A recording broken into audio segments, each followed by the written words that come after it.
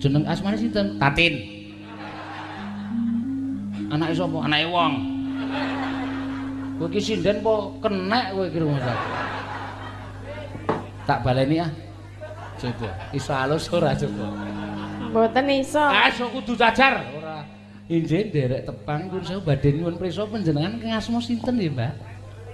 Injih nderek tepang Pak Dalang. Heeh. Asmanipun? Nami kula mboten asmanipun. Oh injih. Asma menika penyakit kok nggih? Nggih. Jenengan asma mboten? Mboten sampun mari. Oh nggih, alhamdulillah. Nggih, naminipun kok malah alhamdulillah. Nggih, nami kula Tatin. Kompletipun?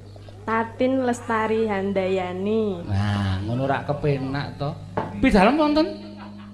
Kula saking Sentolo. Oh, saking Solo. Sampun tas sekolah?